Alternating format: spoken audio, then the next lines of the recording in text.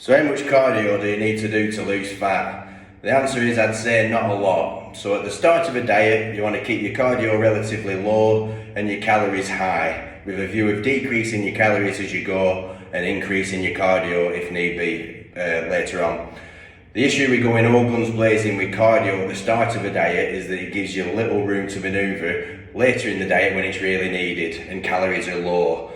Because sometimes when you're already hungry, the prospect of reducing calories even more is tough. So instead you could just maybe bring in some cardio.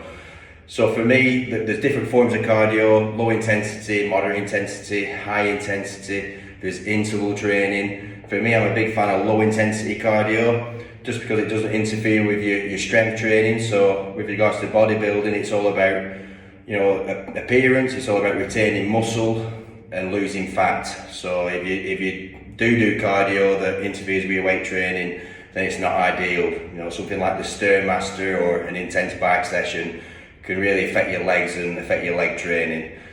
For me, I'm a big fan of going for a step target. So last year I did a diet, a 42-week diet, which was probably too long, but I managed to lose a lot of fat, and the only cardio that I did was a step target, which was different to when I did it before in my previous diet in 2016, where I used to do 400 calorie sessions on like a treadmill. It used to be incline walking or Stairmaster. So this time round, just a step target. I was going for about 10 to 15,000 steps a day, and it definitely helps. So the benefits of going for a step target is that it keeps your NEAT relatively high. So when you diet, you subconsciously move around less. So going for a step target keeps that NEAT relatively high, which is non-exercise activity thermogenesis. I think that's how you say it. So it keeps that high.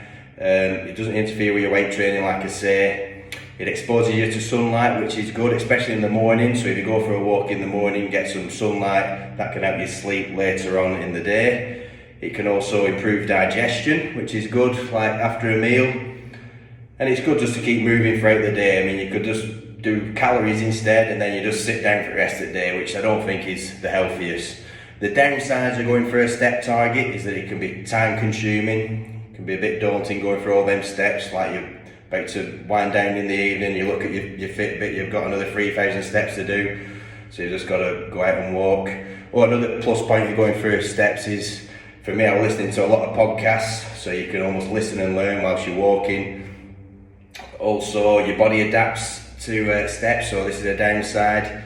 As with any cardio, your body will adapt to it and you'll start burning less calories doing the same cardio. So you've got to somehow increase the speed or increase the weight. So a good way of doing that is to obviously just walk a bit faster, or just add a bit of weight to your body. So I've got a 10 kilogram vest, which I never got around to using, but I did have that option. Another downside, I've it written down.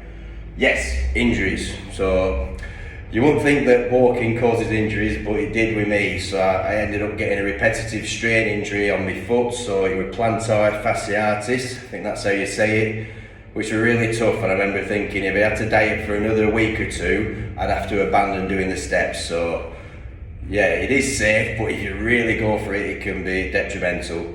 So yeah, that's my input on cardio. Do the bare minimum. Most of your weight loss should come from your diet. And don't prioritise cardio over your weight training.